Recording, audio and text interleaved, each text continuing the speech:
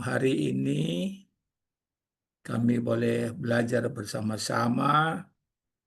Kami berdoa Tuhan, tutup bungkus kami dengan kuasa-Mu, dengan darah-Mu, sehingga seperti nyanyian pujian tadi, dalam nama Yesus ada kemenangan, dalam nama Yesus iblis dikalahkan. Terima kasih Bapa, terima kasih Tuhan. Kami menyerahkan pelajaran kami ini ke dalam tangan-Mu. Tuhan memberkati kami, Tuhan melindungi kami. Dalam nama Tuhan Yesus kami berdoa. Amin. Kita lanjutkan pelajaran kita mengenai tindakan-tindakan iman. Malam hari ini kita belajar tentang beribadah kepada Allah dengan setia. Ini tindakan iman, beribadah kepada Allah dengan setia. Tindakan ataupun hasil iman berikutnya ialah beribadah kepada Allah dengan setia. Ada beberapa kata yang dipakai menjelaskan hal ibadah kepada Allah tersebut, antara lain ialah kata abad. Kata abad dalam bahasa Ibrani dapat berarti bekerja, melayani, menyembah, dan mentaati. Pekerjaan atau pelayanan tersebut dapat ditujukan kepada manusia atau kepada Allah. Apabila pelayanan itu ditujukan bagi Allah, maka hal itu bukan sebagai suatu ikatan bagi seorang budak, melainkan merupakan kesukaan dan kerelaan. Jadi kalau kita beribadah kepada Tuhan, melayani Tuhan, menyembah Tuhan, mentaati Tuhan, bekerja bagi Tuhan, itu suatu kesukaan dan kerelaan.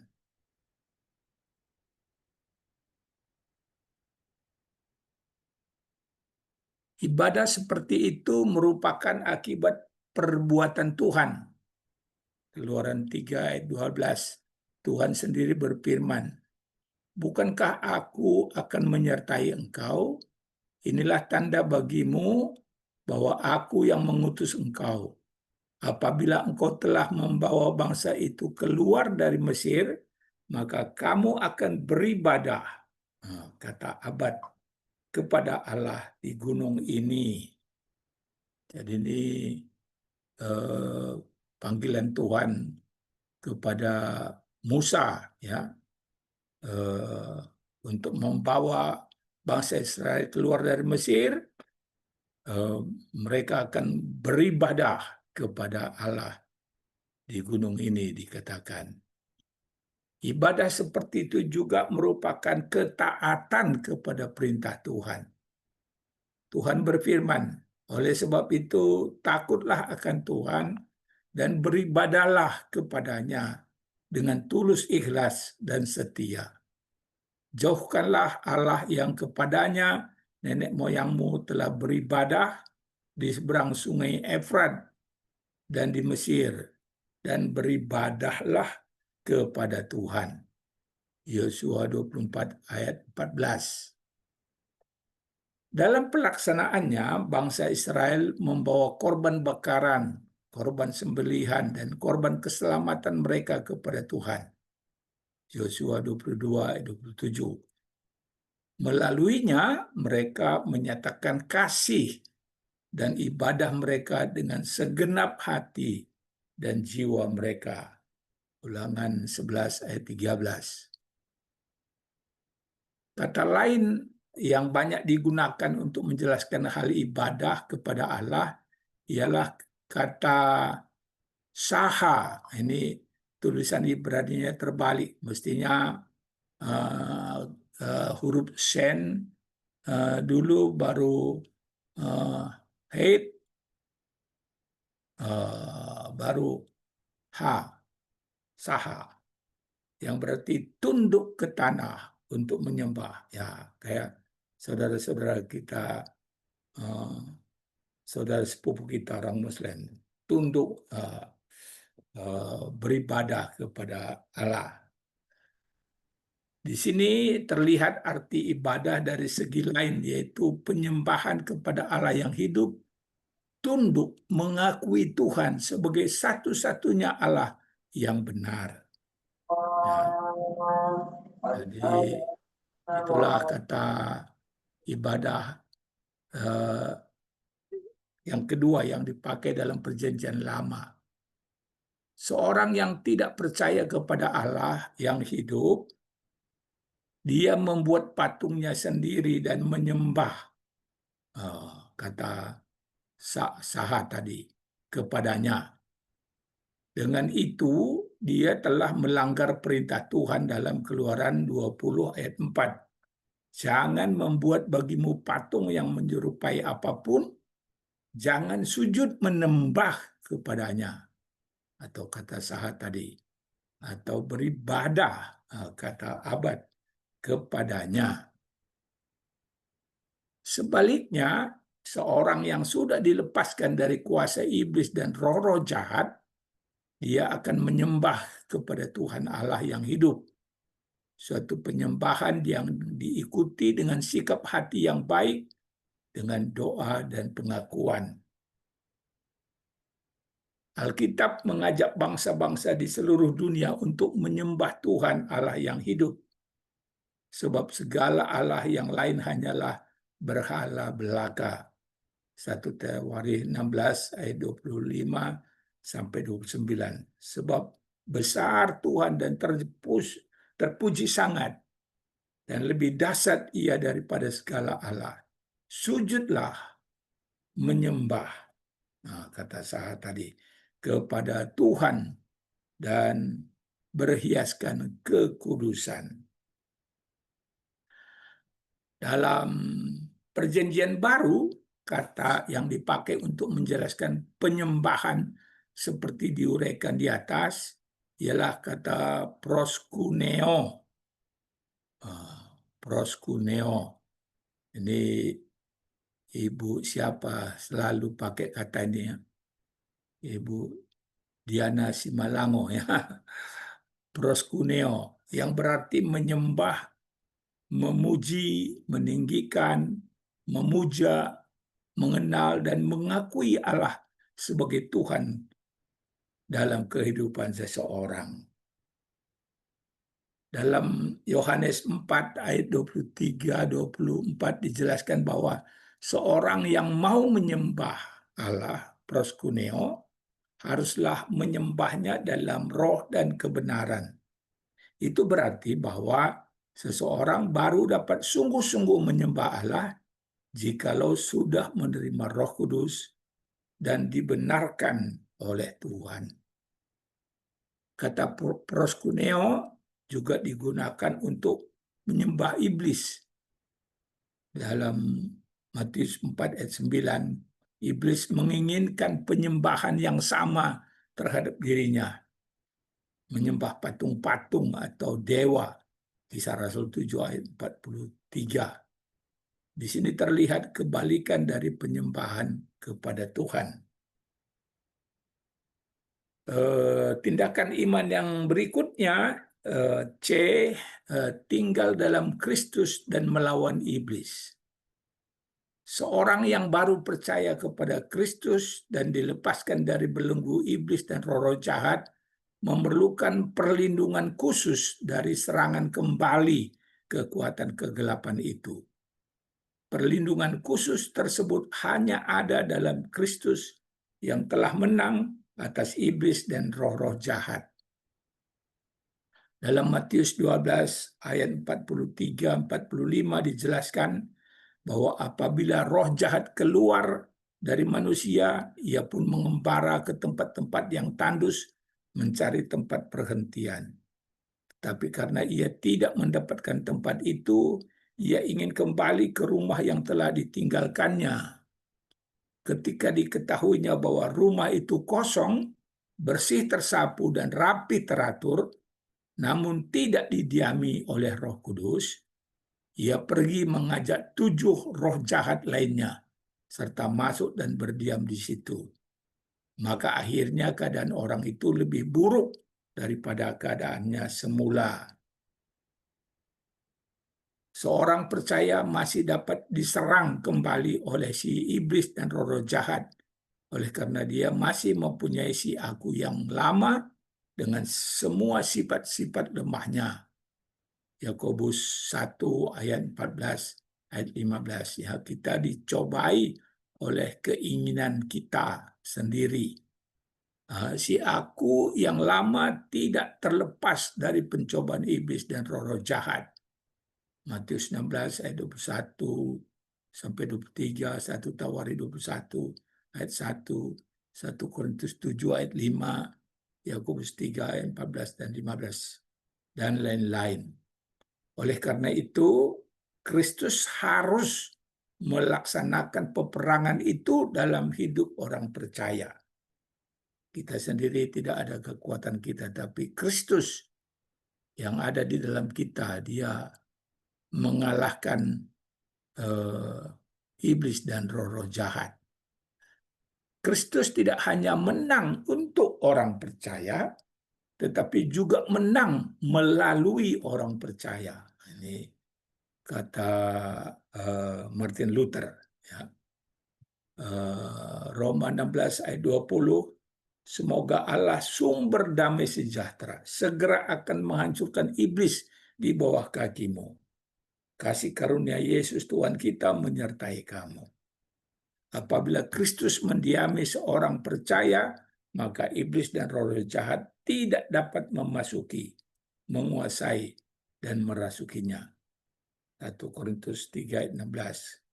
Kita adalah bait Allah, ya. Roma 8 ayat 31 sampai 39. Kita lebih daripada menang.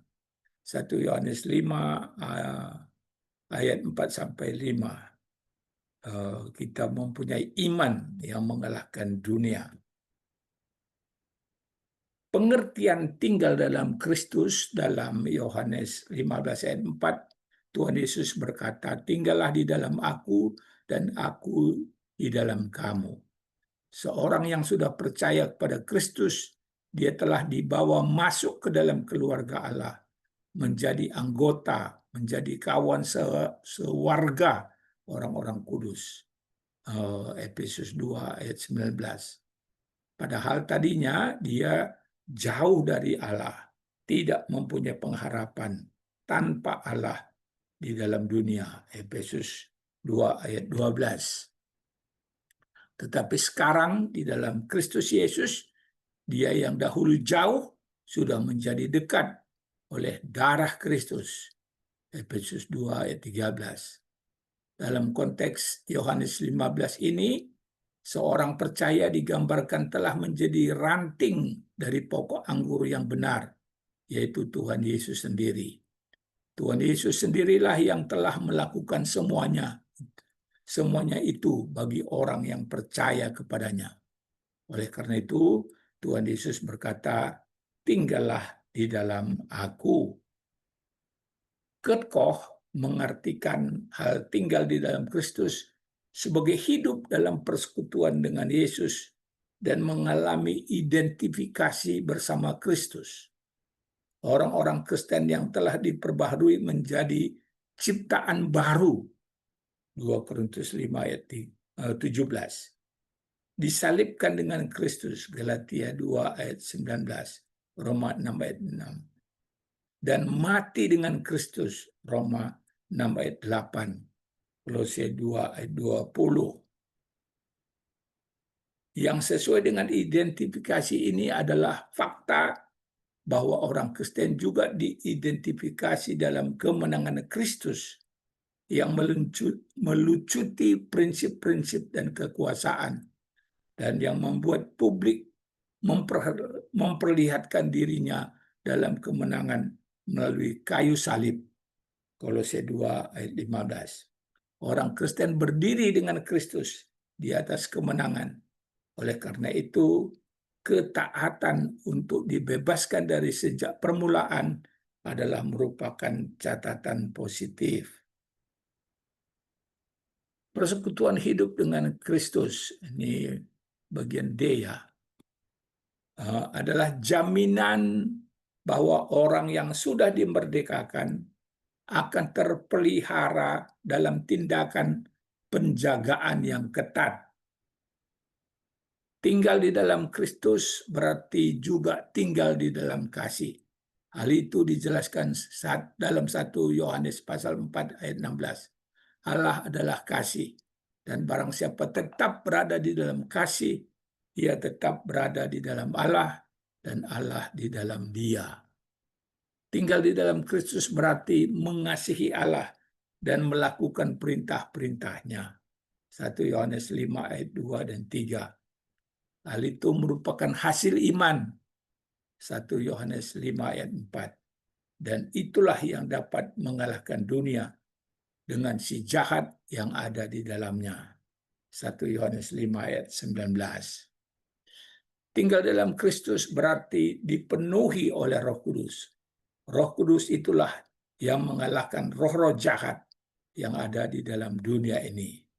1 Yohanes 4 ayat 4. Roh yang ada dalam kita lebih besar, yang mengalahkan roh-roh yang ada di dunia ini.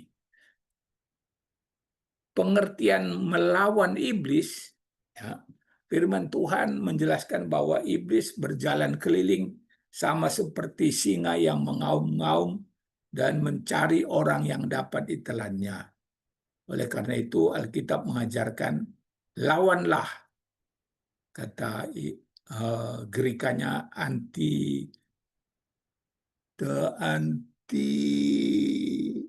antistemi. Dia dengan iman, lawanlah dia, antistemi, dengan iman yang teguh. 1 Petrus 5 ayat 8 dan 9. Kata lawanlah dalam bahasa Yunani, antistemi, berarti menentang, melawan, bertahan. Seorang yang percaya kepada Kristus harus menentang, melawan iblis dengan iman yang teguh dan bertahan dalam iman sehingga tidak goyah sekalipun serangan iblis kuat. Dalam Yakobus 4 ayat 7 dan Efesus 6 ayat 13 dipakai kata Yunani antistemi tersebut. Kedua ayat itu berhubungan dengan perlawanan dengan iblis dan roh-roh jahat. Dalam Yakobus 4:7 dikatakan, karena itu tunduklah kepada Allah dan lawanlah antistemi iblis, maka ia akan lari daripadamu. Dalam perlawanan terhadap iblis, seorang percaya harus sadar bahwa dia tidak dapat berbuat apa-apa tanpa Kristus. Oleh karena itu, hal yang pertama dia perlu lakukan ialah tunduk atau berserah kepada Allah. Dengan berserah kepada Allah, dia mendapat kekuatan untuk melawan iblis, dan karena dia melawannya bersama-sama Allah, maka iblis lari daripadanya. Dalam Efesus 6 ayat 10 sampai 20 dijelaskan beberapa perlengkapan untuk melawan iblis dan roh-roh jahat. Kebenaran sebagai ikat pinggang, keadilan sebagai baju zirah, kerelaan memberitakan Injil sebagai kasut, keselamatan sebagai ketopong, firman Allah sebagai pedang. Dalam bagian ini hanya perlengkapan firman Allah yang diuraikan secara khusus. Karena apabila dilihat metode Tuhan Yesus melawan iblis dan roh-roh jahat, ternyata bahwa dia senantiasa mempergunakan firman Allah. Baik Matius 4 ayat 4, ayat 7, ayat 10. Apa maksudnya mempergunakan firman Allah? Ada dua pengertiannya. Yang pertama, menggunakan firman Allah yang tertulis. Sama seperti Tuhan Yesus mempergunakan firman Allah yang tertulis, demikian pun orang percaya mempergunakannya dalam menghadapi serangan iblis dan roh-roh jahat. Tuhan Yesus selalu berkata, ada tertulis. Matius 4 ayat 4, ayat 7, ayat 10. Dengan mempergunakan firman Allah yang tertulis, iman seseorang dikuatkan untuk mengambil fakta kemenangan Kristus bagi dirinya. Sebagai contoh, apabila iblis mendakwa dan menuduh seorang percaya, Wahyu 12 ayat 10 sampai 11, mengenai kelemahan dan dosanya, maka dia dapat mengambil firman Allah yang tertulis yang menyatakan bahwa dosanya sudah diampuni oleh Tuhan Yesus. 1 Yohanes 1 ayat 19, 1 Yohanes 2 ayat 1 dan 2, 2 Korintus 5, 21, dan lain-lain. Pernah di Indosom ada mahasiswa yang kerasukan. Lalu teman-teman, wah, 2 hari 2 malam terus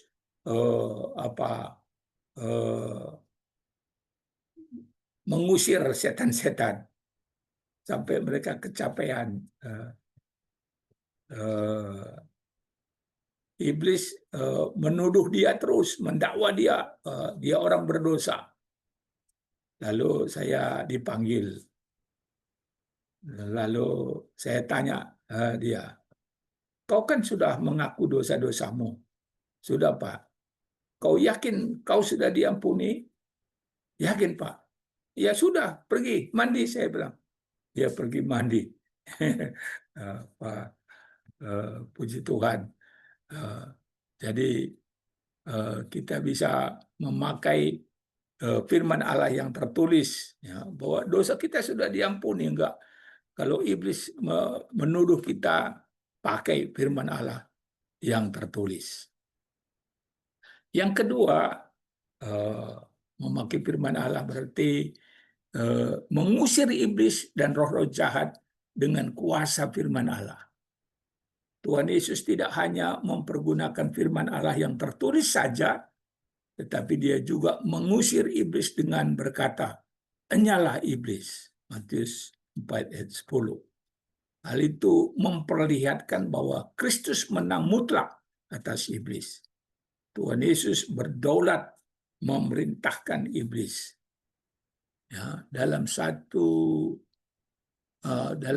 Yohanes 1 ayat 1 dan 2 ayat 14 dijelaskan bahwa Tuhan Yesus adalah firman Allah yang telah menjelma menjadi manusia.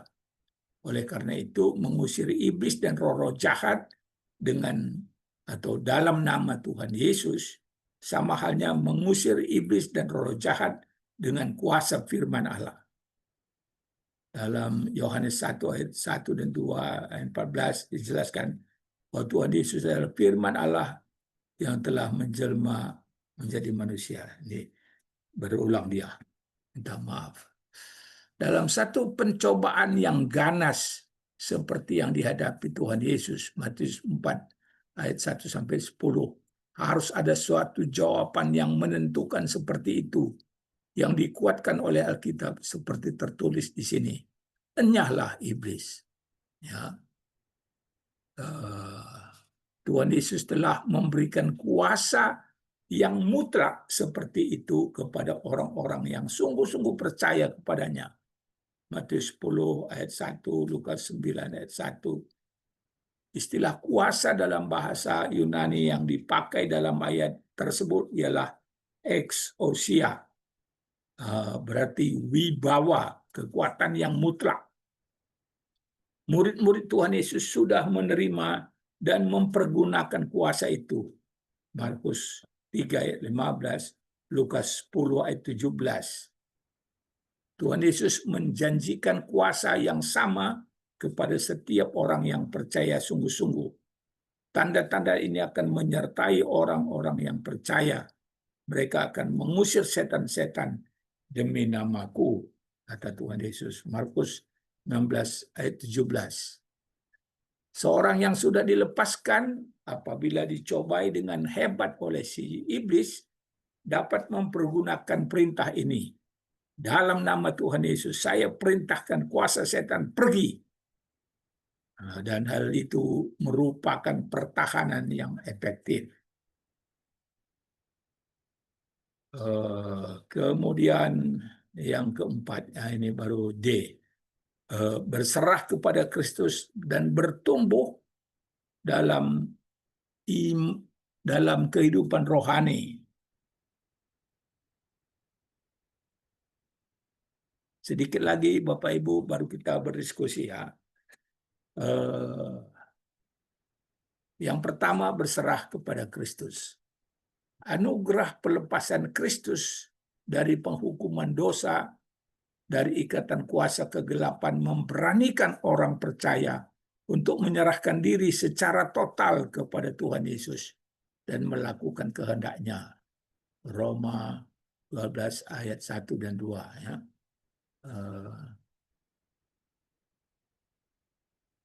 Apabila sebelumnya dia berserah kepada kekuatan iblis dan roh-roh jahat, maka kini dia berserah sepenuhnya kepada Tuhan Yesus. Penyerahan diri kepada Tuhan Yesus secara total merupakan prasyarat untuk menang dalam perlawanan terhadap iblis. Rasul Yakobus mengatakan, tunduklah kepada Allah dan lawanlah iblis, maka ia akan lari daripadamu.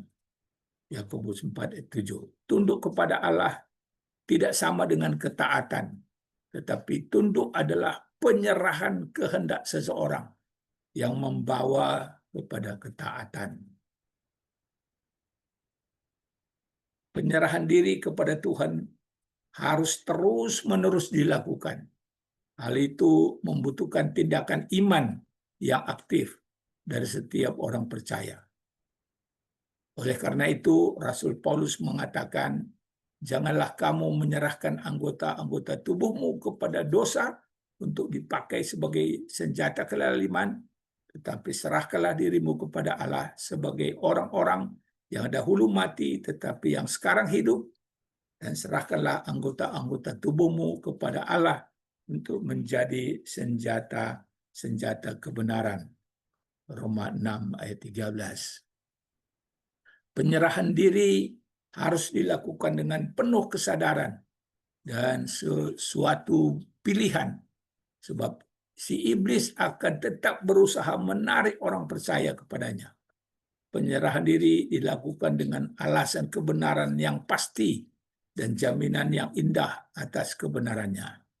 Sebab bagi orang yang menyerahkan diri kepada tangan Tuhan, akan diisi oleh Allah dengan kehadirannya, dan Allah akan menggunakannya dalam pelayanannya yang bersifat kekal sesuai dengan kehendak-Nya.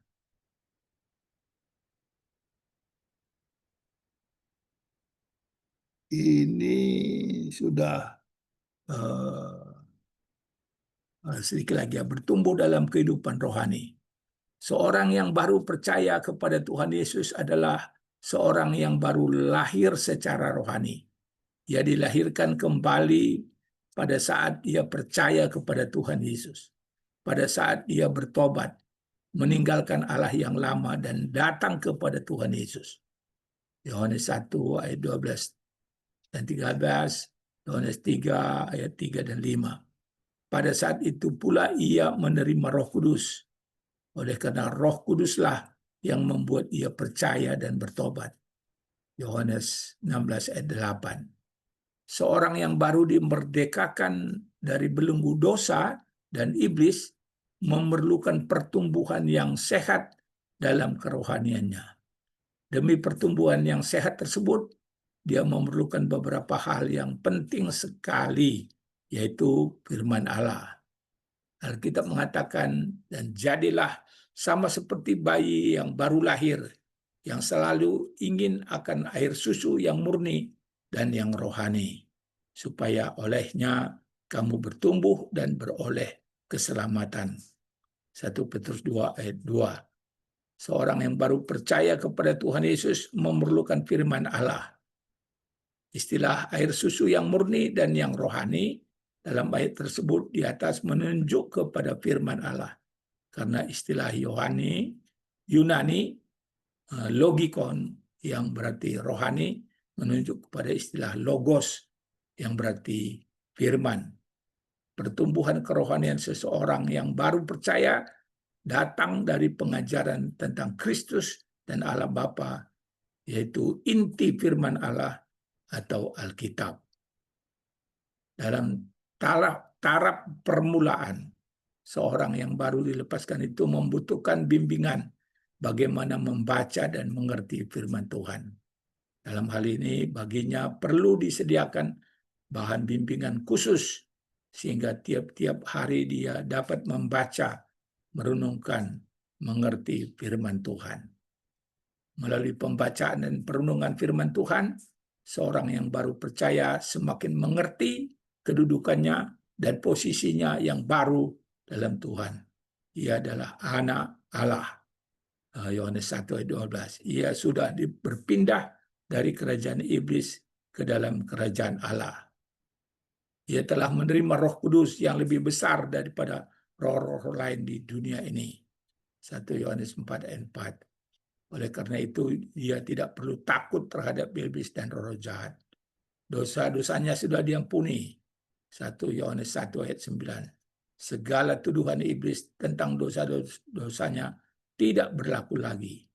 Wahyu 12 ayat 10 sampai 12. Tuhan memeliharanya secara rohani dan secara jasmani. Tuhan menjaganya sebagai biji mata Tuhan sendiri. Ulangan 32 ayat 10. Tuhan mencukupkan kebutuhannya. Matius 6 ayat 33. Tuhan menambahkan pengetahuan akan firman Allah. Mazmur 25 ayat 14. Tuhan menguatkannya dalam penderitaan dan kesenangan. Filipi 4 ayat 13. Tuhan memberikan jalan keluar dalam pencobaan yang dihadapinya. 1 Korintus 10 ayat 13. Oke, sampai di sini dulu.